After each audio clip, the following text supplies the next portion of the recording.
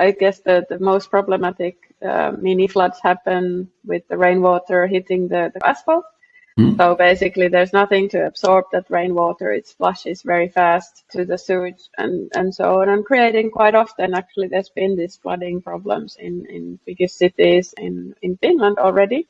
And interesting fact about that was I was in a small seminar in Turku, city of Turku, and they said this few years back they had really heavy rains and then these quite big urban floods, so to say, and that is alone had cost the city hundreds of thousands of euros.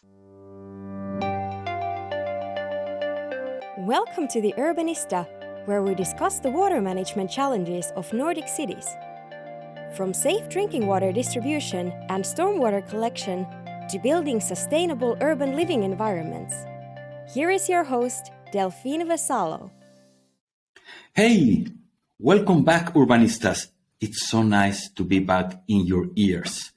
So hey, if you are new to this podcast, here at the Urbanista, we discuss with opinion leaders and experts all things about water in cities, and as well as urban development, sustainable urban development. And you know something? I have a dog. Delphina, what it has to do with urban development? Well, bear with me.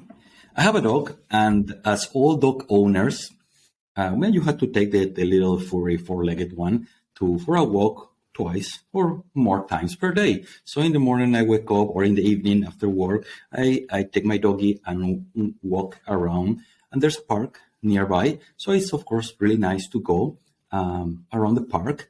And in many as in Finland, as in many other Nordic cities, in the parks, we have these specific areas where they are designated for doggies, where you can unleash your dog and they are fenced, and then the dog can just run and play with other dogs and do their doggy things, right?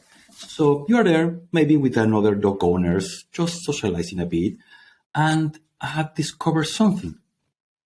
I was there while my doggy was, running around, jumping here and there. I was just standing there. And I was standing because there was nowhere where to sit. There was no benches, no chairs, nothing. Other than, a couple of rocks here, huge, that the person who designed that space, which is very well nice, fenced with trees around, and inside is only ground. There were a couple of huge rocks, which they brought from somewhere, I don't know, and they left them there. But there was nowhere to sit. Of course, I was chatting with the persons around there, and you have to stay there for 15, 20 minutes, half an hour, just standing. And many times, as it happens in Nordic cities, the weather is what it is. So you are just standing there, a bit freezing or sometimes rain. But hey, can I have something to sit somewhere more comfortable, or even in summertime? Hey, I would like to sit to chat with, and there was nothing. So that triggered some curiosity, and I went out in some other parks, just normal parks, and there's a bit of lakes, there's all the nice trees. But I started to realize that there was not that many places where you can sit and relax if you have a coffee, or if you have just sitting with whoever you are walking, or having a conversation, a moment of relax. There are not that many benches. It may seem like a very little detail, but I realized that it really enhances my experience of just being walking or experiencing the green spot. And I think of course, this is very much the role of the person who is designing, who is creating those spaces for the human, those urban spaces for the human enjoyment. And those places that are specifically created, designed, of course, we know that's placemaking. Our guest today knows a thing or two about us. So, who are you and what do you do? Well, happy to be here, first of all, and really nice intro to the point, exactly. So, my name is Päivi Raivio. I'm an urban designer and placemaker, specifically focused on urban spaces and kind of interaction between people and cities. I'm founder of RaivioBumann, which is a consultancy kind of focused on projects and consulting and facilitating. But I'm also founder of Partly, which tries to make a difference in what you just said, adding kind of social and green spaces with urban modular furniture. So I'm also very active in this placemaking field, Placemaking Europe network as a leader member. And we've received some awards also lately, which is great thing to have at the moment, like Helsinki Design Award last year, and then for Partly City Award by Urban Tech Helsinki and Helsinki City. So this is where we are at the moment. Okay, well, actually, we will talk about those awards because I remember you were, well, no, I was not there, of course, but I hear you talking about when you were in Pontevedra in this placemaking conference, or so that was one of the first time. Okay, who is this lady? She has something interesting to say. This conference in Pontevedra was about placemaking, right? Yes. Can you tell us a bit more? What did you learn there? What was the and the main topic discussing amongst the people attendees? Exactly. I think placemaking is a really interesting umbrella in a way that it gathers a great variety of people who are somehow working with urban space. And there might be developers, real estate kind of owners, mostly designers and architects, but also like facilitators and people who work for municipalities and cities, for instance. But there was a really great variety of topics kind of discussed during Placemaking Week. Pontevedra, and the city itself is a great success story of creating a really large pedestrianized center. So obviously that was one of the key topics there, how to create such cities with such focus and determination to create car-free cities. But other topics covered, and I was involved in a few workshops and sessions myself, which was about playful cities, for instance. So a focus on creating cities and urban spaces that welcome all age groups and with a specific focus on children. And then we talked about, for instance, transformative placemaking, which really means like that you can really, as you mentioned, start with strategic sort of small actions with a big goal of transforming maybe a whole district even. It really starts from small actions like placing more chairs, looking at where people move, and from there on building up kind of place-led development for a whole district or city even. Actually, is it that the place where you normally start a project of placemaking in the people? In the people, you mentioned children, of course, an important part of our families or future, but also adults that are a bit older that they may have, they certainly have different needs when interacting in a social space. They have different needs than the children. So that's where you start, or where you normally start. I guess it should be commissioned or by someone, by the city, by the municipality. But where do you Quite start often your thinking? It starts on that site, on the place, kind of identified maybe as unused or with different dynamics that should be changed. For instance, it might be way too empty in relation to how many people actually live there, or it might be unfriendly or feel unsafe or just lack greenery and active lives, basically, because I think it applies to most of our urban spaces that as our cities are getting more denser, we need higher quality public spaces. And from placemaking point of view, this means like opportunities for people to meet each other, to have their kind of have basically a space where they can relax and also enjoy that kind of good urban life.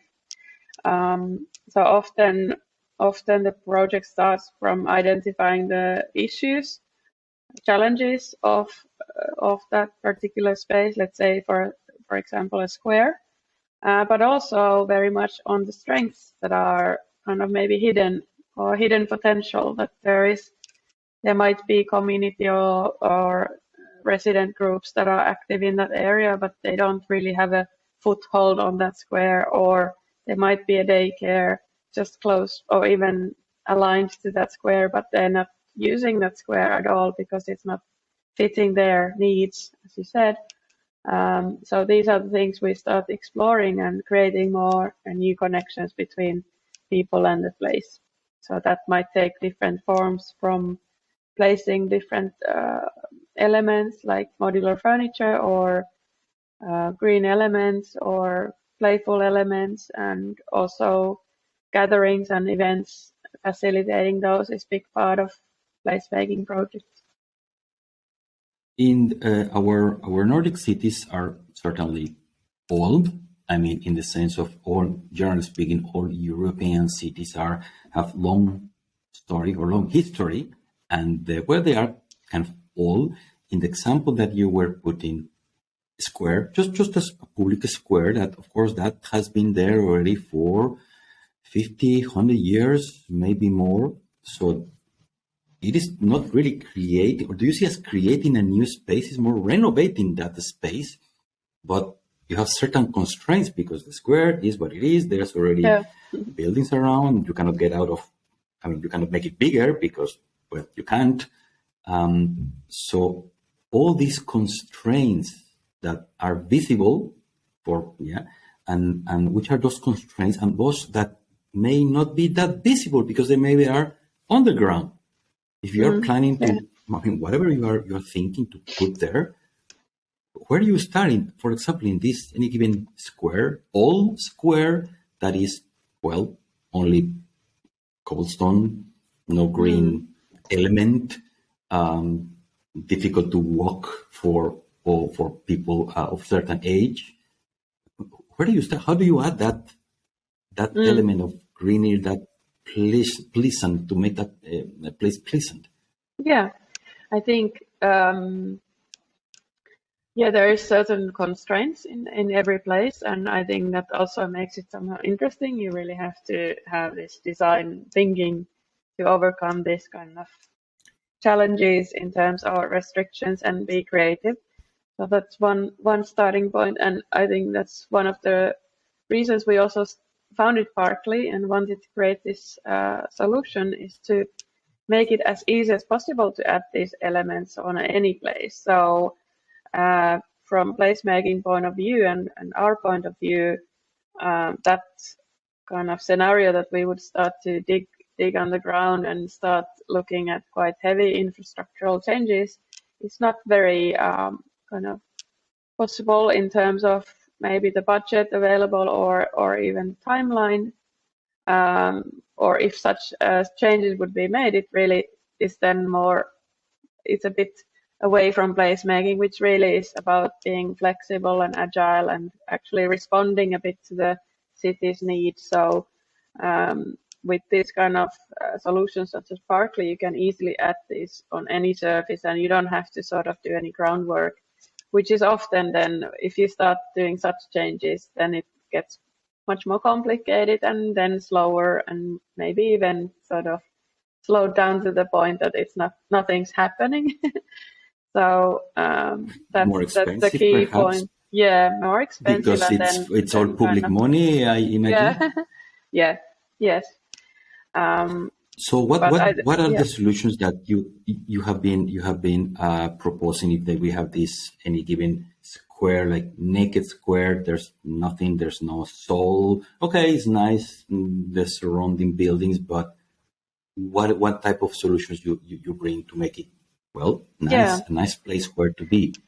I think that it's like we have done a lot of projects for municipalities and cities in different locations, and the basic sort of requests that keep coming up from residents citizens are more greenery and more seating, more life basically. They often call it like market life, so that this kind of maybe a coffee and opportunities to sort of linger around in a good way.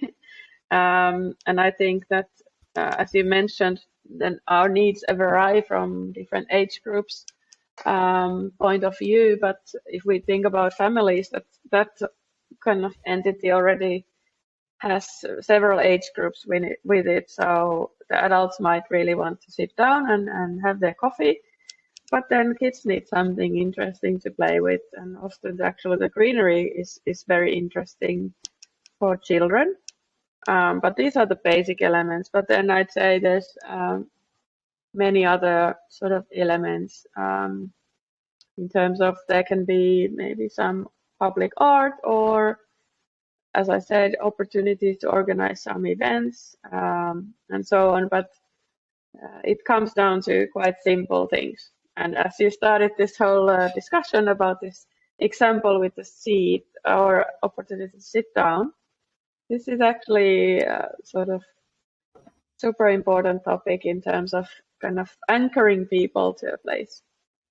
Exactly, making or getting the key element to that the people will engage with the place, will enjoy the place. So you mentioned that you have worked in different projects where you bring this actually several different points.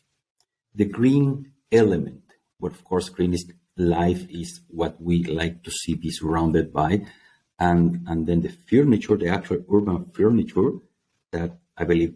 Do you use wood? Do you use sustainable materials? Which type of materials do you use to create this corner place where to sit with plants? With which type of material do you use?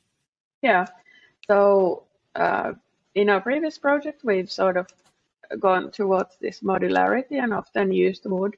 In our project, we wanted to get to even more sustainable and more flexible solutions. So in our partly modules, we use metal and wooden sides, and then kind of wooden tops or covers for seating. That's a comfortable material also to sit down. And these are designed, the material choices and the design is done so that each part can be replaced or changed. So this gives also extra kind of flexibility in terms of if we have a site where we work first with seating and have some greenery, then we get the feedback that there's even more greenery needed. We can add easily elements and so on. So this hypermodularity is and circularity is embedded in the partly concept.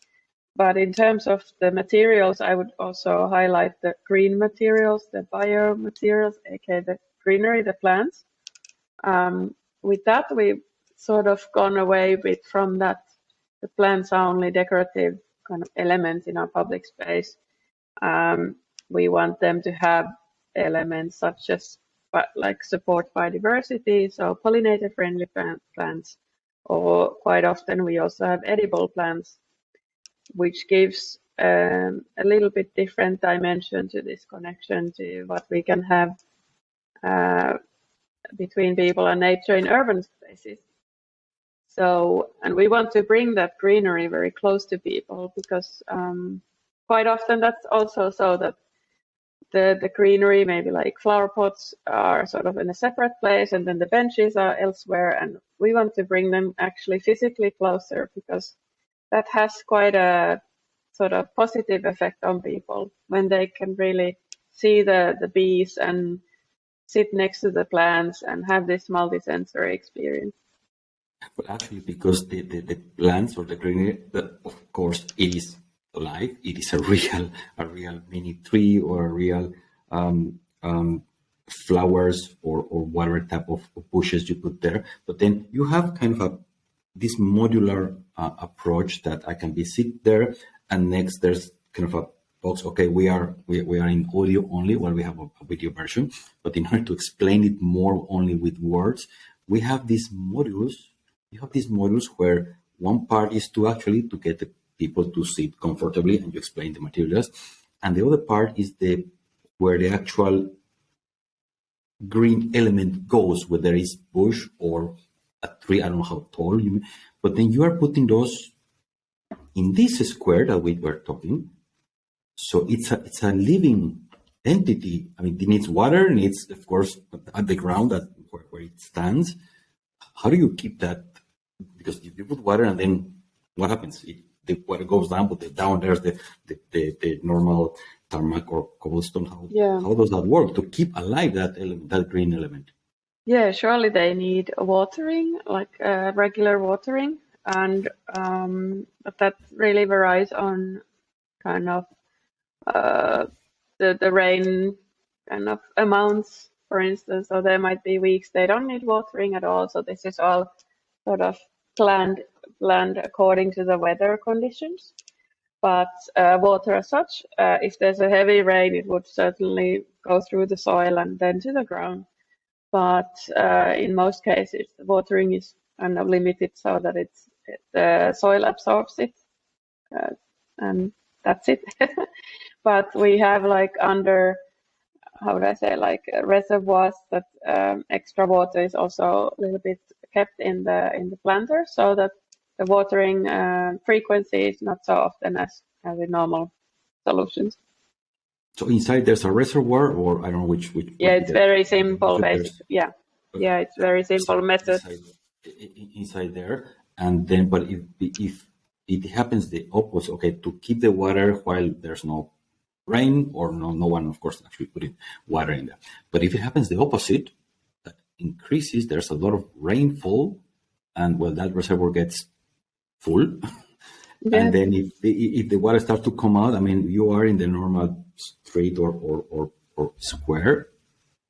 Is it not a mini flood happening there, or how do you think about that? No, not really. It's not. Sort of the quantities of, I guess the most problematic mini floods happen with the rainwater hitting the concrete tarmac or asphalt. So basically there's nothing to absorb that rainwater. It flushes very fast to the sewage and so on, and creating quite often, actually, there's been these flooding problems in biggest cities in Finland already. And interesting fact about that was I was in a small seminar in Turku, city of Turku, and they said this, I think maybe 2020 or, well, anyway, a few years back, they had really heavy rains and then these quite big urban floods, so to say, and that is alone had cost the city hundreds of thousands of euros. So basically the solution for such problems, or to kind of trying to alleviate this runoff water problem, is to add more greenery, to add this kind of rainwater gardens, for instance, on streets and squares. This is basically the next step in terms of what can be done. But with our solution, we can sort of slower the rainwater going through the soil and absorbed in there.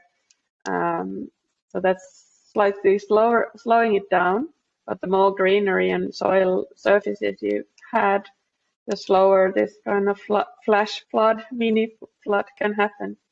Well, actually, then it has a double use or double objective. Okay, it's the pleasant experience for the people going around there. Of course, there's the greenery, but in case there's extra rainfall as well, as it happens, because our climate is changing, some places in the world are in drought. Some other places are getting way much more rainfall than they used to have.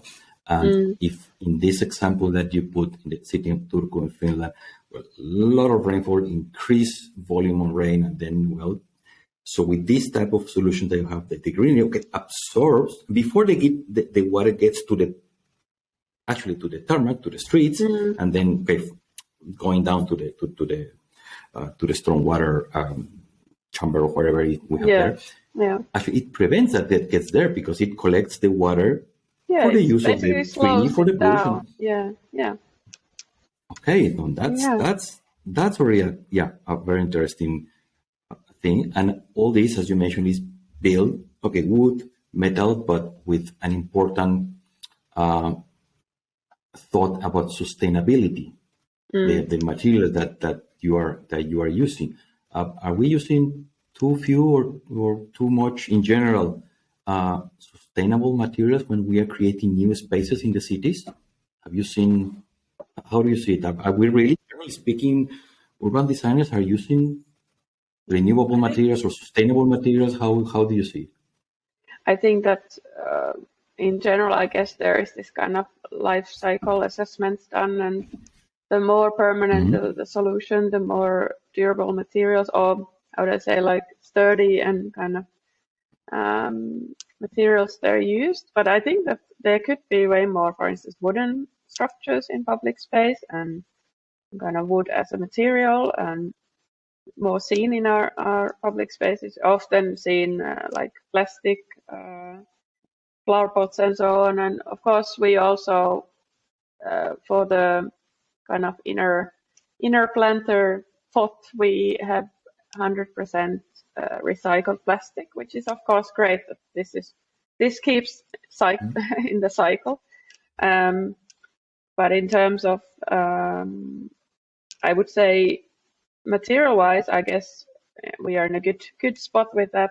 What sort of materials are used in public spaces, refurbishment, but maybe it is really about seeing the opportunity to add this greenery. So I would really wish that in different kind of urban, let's say, redevelopment projects or even street renovations, this kind of greenery element would be way more prioritized. And I give you an example because I'm just around the corner from the street here in Söder in Helsinki, and this Kalonius Street was recently renovated, and the citizens were able to comment and have some kind of feedback on the plans, and there was just hundreds of comments on, we would really want more trees on this street, but there's no trees on that new street.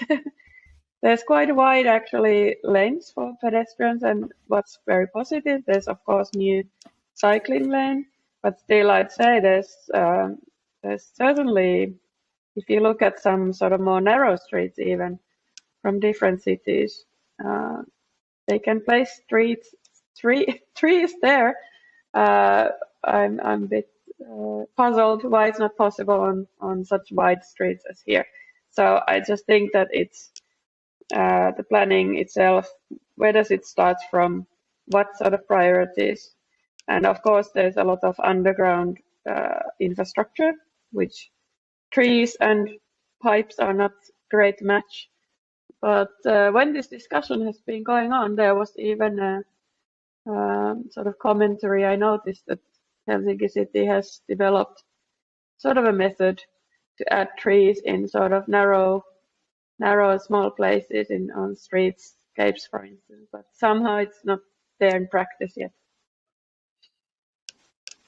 So how do you see it? I mean, from where this sustainability demand comes? I mean, clearly you mentioned the people. I mean, the residents. They would like to have more and improve, of course, living environment and more trees, more greenery. But is it a matter of will from the city? Is it that the planner may not have that as a priority? From where you see we should start, or where is the key blocker? Why we are not having those trees, which anyway the people seems to be demanding, or those anyway environmentally friendly spaces? Yes, I think it's a sort of slow shift in culture, that what is the sort of top priority of redevelopment or new urban development or even architecture. And it comes from many directions. Of course, the citizens, as mentioned, there is certain targets and strategies that the city has to meet. There is the policies and kind of regulations. But I think, has it yet reached sort of public space? management. I don't know yet. Maybe it's still, maybe the trees, for instance, on that street plan is still on the last on the list, that if there's space and maybe money, we'll add them if possible. But if the planning would start from that kind of target of adding 10 more trees on that street, then of course the whole other planning would have to go around it. And I know it's complex sort of puzzles we have to also in our work to resolve, and you have to make compromises. But I think more and more the kind of greenery is becoming on the sort of priorities on the planning.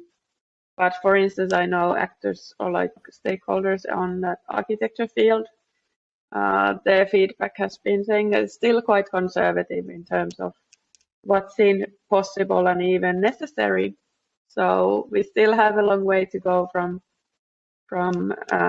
maybe like sustainability being at the very core of the planning instead of something sort of added on top as a great thing to talk about.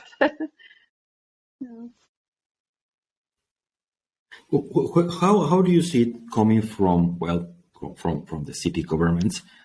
We understand that different cities and different countries may have, their own priorities for whatever their reasons have.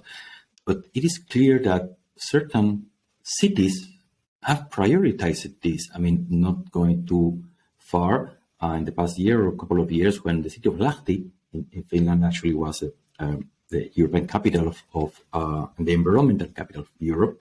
And we have heard a few other examples from northern Sweden, the city of Skellefteå. Last year we were invited to a project by a water utility in Copenhagen, where it's a public tendering, open for, but the waiting for the sustainability element was 40%. 40. There's always this element in the tenderings where price, availability, time of delivery, all these normal things that are in tenders. But it was surprising that, in Copenhagen, they are asking 40% of the waiting to adjudicate the project had to do with the sustainability aspect. That was like a bit. How do you see it? For example, in Finnish cities, other than Lahti, is this happening? Do you see like at least there's more awareness or not? How do you see this making any project that you would like to of urban development, making it more sustainable? Do you see it coming? Are you hearing these type of conversations or not so much? I think definitely yes, but as mentioned, in our project, it's often almost like by default we try to do as sort of,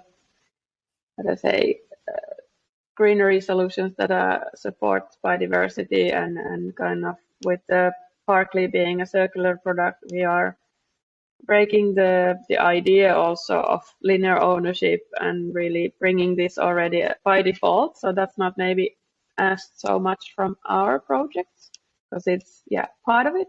But I definitely see that there is this perhaps either it has to come from the whoever is directing and ordering that project strongly, or then of course different actors that make tenders and offers can highlight these topics also in their practice or their proposals. So for instance, a friend and colleague, Jan Katain from London, he was actually also in Pontevedra. He poignantly said that it's really about how you respond to a brief, that you can actually also expand the understanding of what sustainability is and what sort of solutions you can actually bring to that project that they didn't even imagine they could ask for in terms of sustainability. I include social and ecological sustainability in that.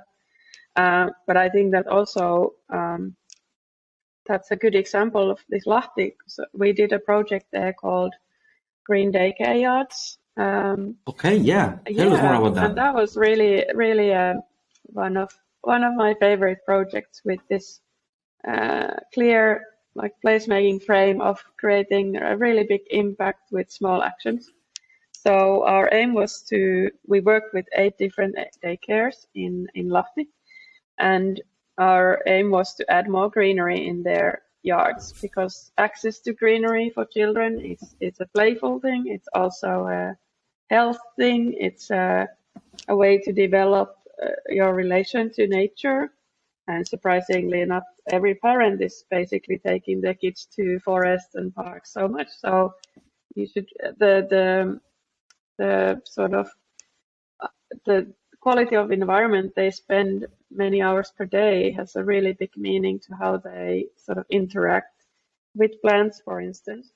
And it's even proven that contact with soil, daily or even weekly contact with soil for children, can boost their immunity system. So there's a lot of things there. But when we did this project, we really noticed how much potential this element has, that there would be more greenery in all daycare yards, and this can be planters or sort of built-in kind of ground, basically like gardens. But what we noticed that actually the least satisfied personnel, the staff members, were in the new buildings. So the new buildings were built with really like the approach of making it really functional and limit the amount of greenery to few trees, and rather than in the older, basically the daycare buildings that were built maybe in 80s or even earlier, or the 70s, 90s maybe even, they had way more variety and greenery on their yards. So I'm wondering, where did we lose this connection? Also, we have to reintroduce. Well, exactly. So if you say 60s, 70s, they were already designed to have an important component of greenery for all the reasons that you explained. The kids interacting with nature, just going. I mean, kids are kids going, playing in the ground, eating the ground. I mean, yeah. Very important for your kind of 60s and 60s. Yeah. Yeah. So eat the ground. Just, I mean, that's or they have a piece of food, whatever, and it drops. Oh no, don't eat it. No, of course, pick it and eat it. So the antibodies, the kids need to pick antibodies from somewhere. Anyway, if you were you were mentioning, even from the 60s or 70s, there was already this idea of big open or green spaces, and suddenly towards 80s, or now even.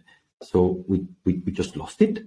That there's more concrete, more windows, and more construction rather than the green elements. So how that happened, or where is it?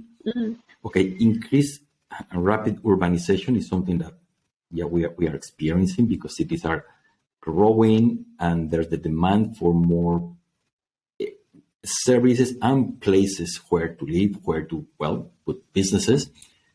Okay, I think we miss the road. Yeah, because we have much more knowledge now about the benefits of the greenery than earlier, as kind of we accumulate research and so on. So I think that in that case, and of course it's 8 daycares, and that's as a number maybe not qualified for extensive research, but that was my finding, that in these older buildings there was the nature was sort of starting from the yard right away, and they might be even connected to a piece of forest, and what I actually related to or link it to is the sort of maybe the new buildings, they really need to plan every corner and have it defined and have it as kind of controlled as possible, because in the other yards where staff and kids were way more happy, they had kind of free nature and bit of undefined spots there, whereas in the new ones it seemed like the priority is to make it as maintenance easy as possible, and that's not a very good starting point for adding diversity. which is also a bit of a false kind of view, because there's a lot of greenery and plants you can have, which is basically pretty maintenance free. So quite often the added greenery is seen as something, that has to be kind of taken care of way more and get damaged, or it has to be renewed. But that's living organisms, and I think that if we can promote this idea more of the great benefits of more greenery, I think that certainly will override the sort of concerns about maintenance, for instance. What do you mean? Because there are many different species of or green or trees that they take care of themselves. Yeah. In a way. So what you mentioned, that there's very low maintenance.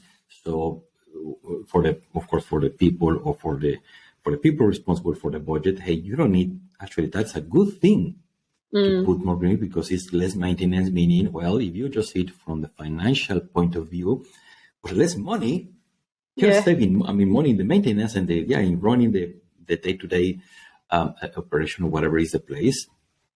So double benefit. It could be good for your budget, Mr. or Madam, who you are in charge of the monies in the city, and also the greenery for the people enjoying it, and for the kids. You mentioned also that you won certain awards in the city. Was it the city of Helsinki, the project, or where was that? There was Tell us more about that. last year, basically Helsinki Design Week and City of Helsinki award in different years for different topics. And last year the award for urban design, I got the award, so I was very touched by it, because I've been working maybe also on a bit of fringes of different practices, or not so clearly this or that category. But I've been in my work, and I was also sort of in the jury comments, that trying to renew how we think of public space and the sort of ways we can develop our public space, and for instance, placemaking. So that was a really sort of big honor to receive this award, because I've been working in this field for more than 10 years. And of course, when working with maybe not a new method, but something that breaks the status quo, that also brings challenges and quite a lot of questions about it. And I think that this award to be recognized for this work that we have been doing in RaivioBumann, and then partly it's sort of a great push forward to keep on doing what we are doing, basically. Well, yes, because the awards they favor the innovation, and of course, innovation means breaking the mold, means doing things differently than the way we have always done it. So, well, that's the basic principles I understand of innovation. But which other interesting projects you have been involved that, or which would you say, which is the project that you are the most proud of? It is this from Helsinki City? Is it this other one from the daycares in Lat? Or which is the project that you would say, this is the one I am most proud of? Oh, there's many favorite projects in that sense, that they are really meaningful from that point of view. But I guess maybe it is the Helsinki Market Square experiments that we did with placemaking methodology, and also tried out this modular urban furniture for the first time, because that was also a kick for us to actually realize that, hey, there's actually a need for such sort of furniture system, and we don't find it in the market, so we're going to create it ourselves. So that was a big push to create Partly, but also in terms of what sort of impact we were able to do on that with fairly small actions, basically, greenery and seating. But the design of the main market square of Helsinki downtown? Yeah, it was there just for one summer. Yeah, it was basically, it had multiple goals. One was to really communicate and have this sort of something visible actions related to the whole development of that southern harbor area in Helsinki, because it's a really long process with complex sort of challenges to resolve. And as one of the first steps, the city decided to remove some of the car parking just from the waterfront, which I think is a really valuable step towards making it more people friendly. And through those spots where the cars were removed, we were commissioned to do a pop-up park and then sort of a stage-like structure, which was co-designed with Studio Puisto architects.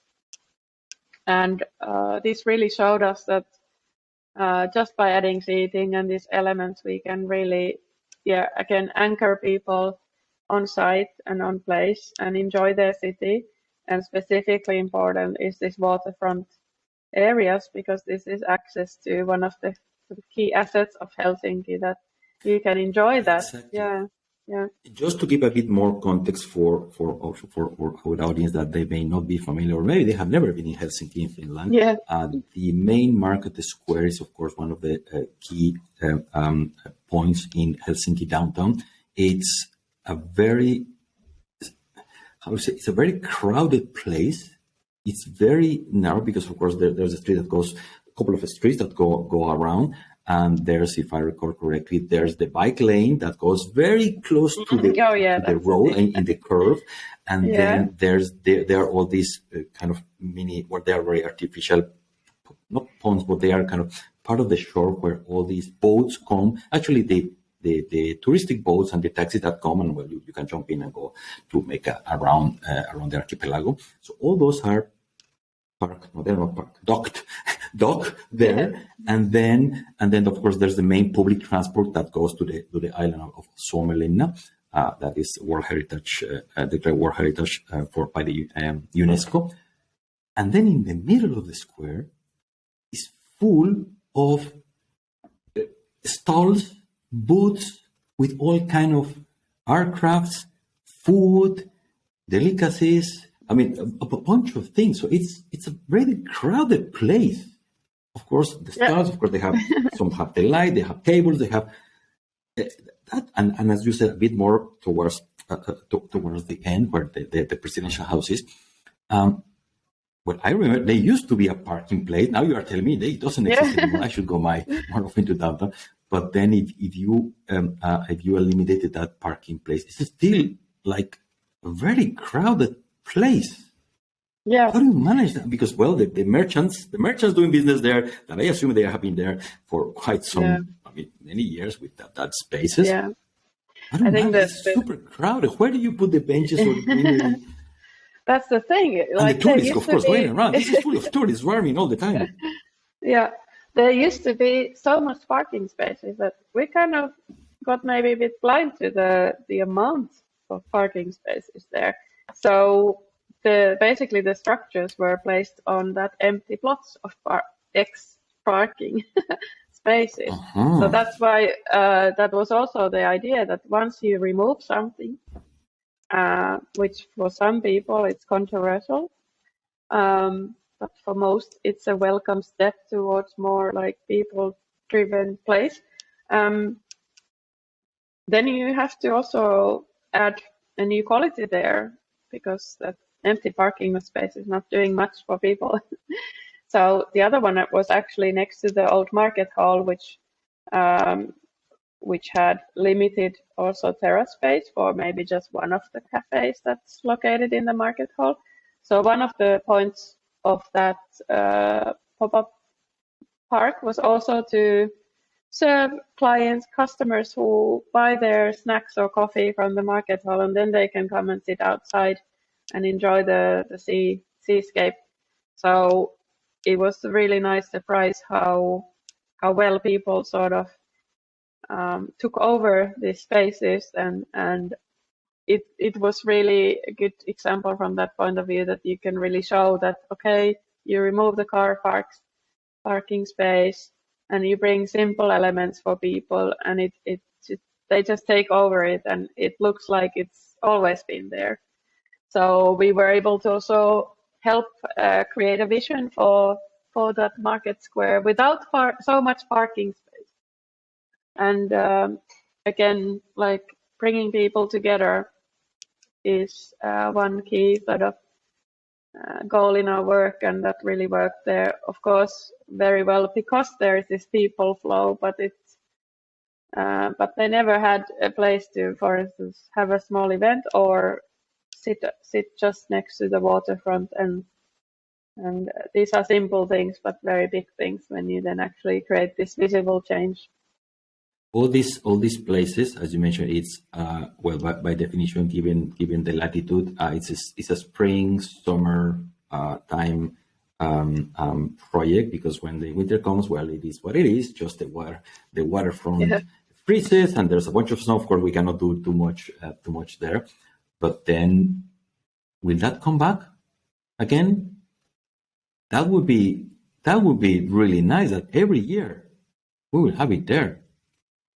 Yeah, actually, that was we knew that this is a temporary thing because the next step on that development process was the small pavilion for the Helsinki Biennale and so on. It's like a pavilion to buy tickets and sort of get to know about the Biennale.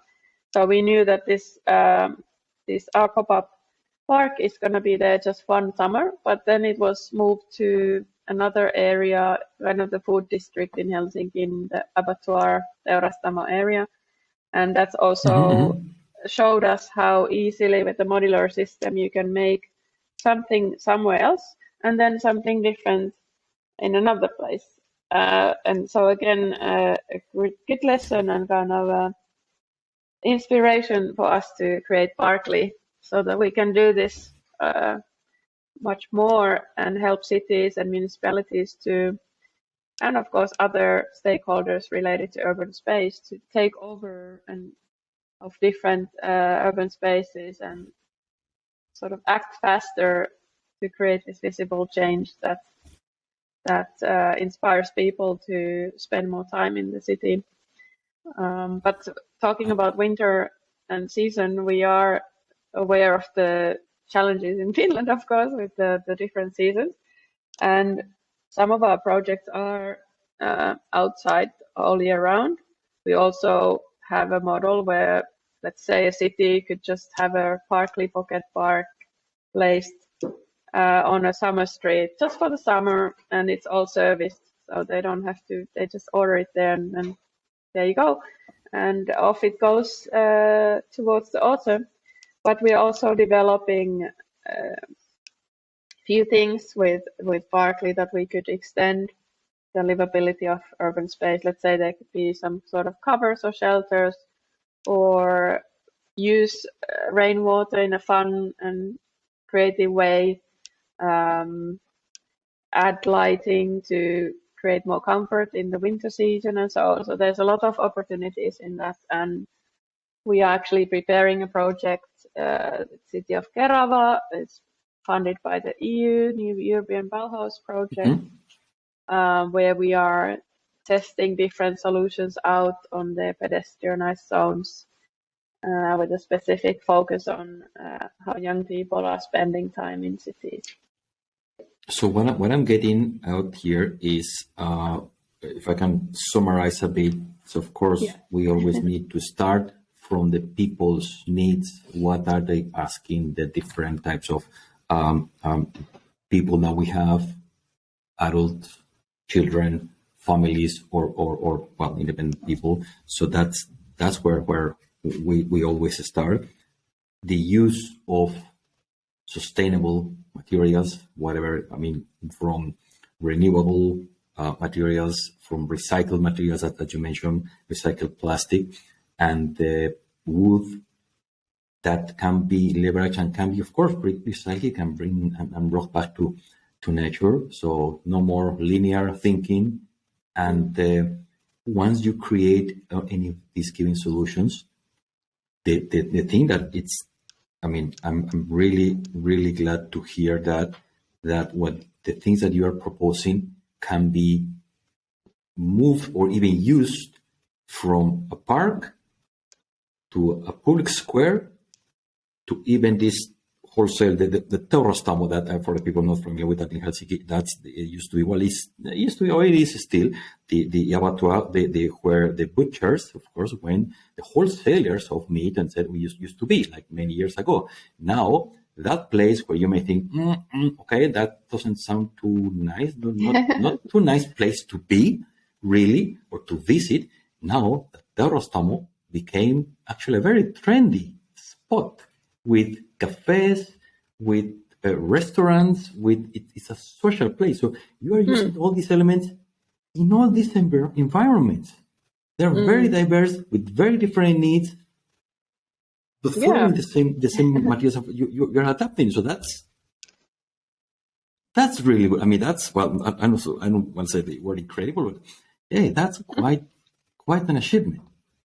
Yeah, I'm really happy that we kind of took this idea and really leaped forward with it, because I really can see that there is this, I would call it maybe a new urbanism that really recognized the value of public spaces, and that also placemaking is emerging as a method, and that and different stakeholders, whether it's a campus area or office park or a city or developer, they can actually make a lot more out of their spaces, urban spaces, with, well, one solution is partly, but many other ways too, but that we wanted to really create a change in this, how we see public space, but also how we can use it, and also sort of create as flexible, easily evolving system, because that's what cities are. They are evolving. And when you mentioned earlier the square, that's been, maybe has its constraints, and how it was planned maybe 40 years ago doesn't really fit our needs anymore.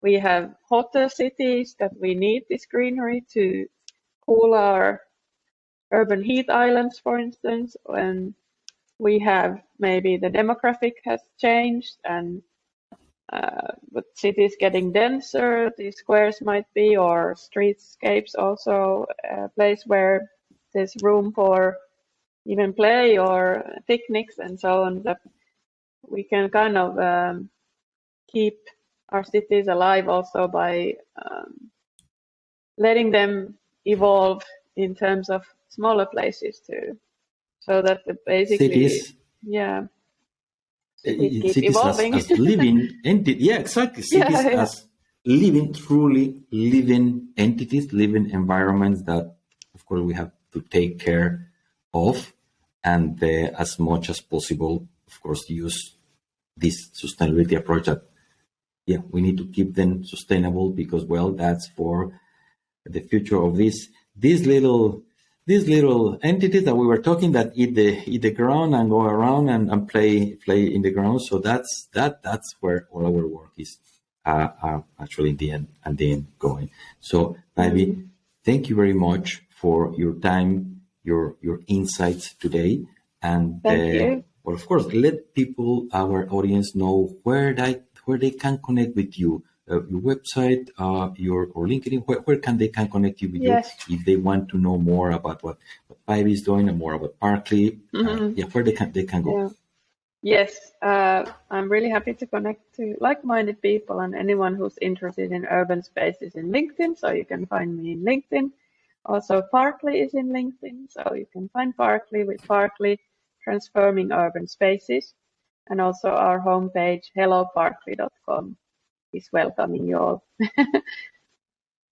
All those things, we'll put them in the show notes, a link in the show notes that go together with this episode. Thank you again, Päivi, for your insights. Thank you so much. Urbanistas, thank you so much for your attention. We never take you for granted. And we will have one more person coming in the next episode that you absolutely want to listen, talking about environmental cities. You don't want to miss the next episode. Thank you so much, Päivi. Thank you. Thank you for listening to the Urbanista podcast, a production of Uponor Infra, the leader in sustainable infrastructure solutions. If you found it interesting, why don't you share it with your colleagues? We all together can move our industry forward.